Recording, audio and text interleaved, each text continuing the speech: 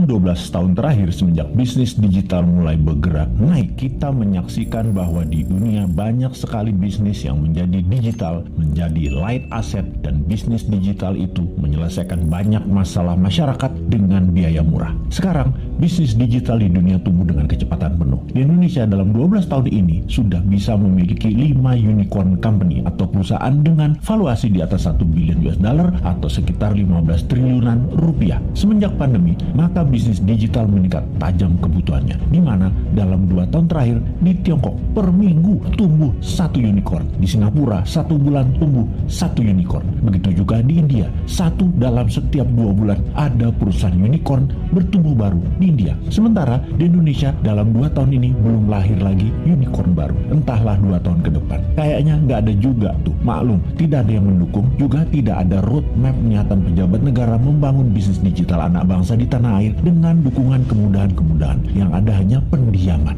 Ini faktanya. Kalau dilihat dari sisi bisnis, bagaimana kita melihat hal ini? Apakah orang Indonesia itu tidak kreatif yang bisa membuat masalah besar diselesaikan dengan teknologi digital? Atau regulasi pemerintah yang memang terlalu fokus di politik dan terlalu memikirkan pencitraan sehingga lupa mengangkat sendi bernegara lainnya seperti ekonomi, budaya, sosial, pertahanan, dan keamanan? Terlalu politik, sangat politik, serta politik adalah segalanya yang harus didulukan. Sungguh, unicorn ini berciri satu hal, semakin besar problem yang di-solve, semakin besar masalah yang terselesaikan. Maka semakin cepat perusahaan digital itu bertumbuh serta dibutuhkan karena memang menyelesaikan masalah-masalah besar tadi. Apakah di Indonesia sudah tidak ada problem besar lagi? Apakah sudah banyak solusi yang dibuat?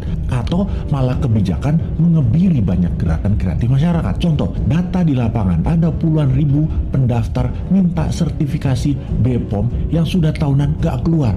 Bagaimana UKM mau maju kalau demikian? Ini adalah salah satu contoh pengebirian kreativitas. Ada sisi lain lagi, di mana di dunia bisnis digital harus menggunakan server nasional sementara kita minta zero downtime. Apakah perusahaan nasional milik negara tersebut berani kasih garansi, yaitu zero downtime? Nggak ada tuh. Bahaya dalam bisnis digital misalnya kalau mau transfer duit, tahu-tahu ngedrop. Namun server dan sarana internetnya nggak berani kasih jaminan atau ganti rugi. Berat lah. Nah, itulah susahnya berbisnis dengan negara yang berbisnis, yaitu BUMN. Sementara server dan fasilitas dari luar negeri sudah lebih murah plus garansi zero downtime. Kalau lama mereka bayar penalti, tetapi nggak boleh dipakai.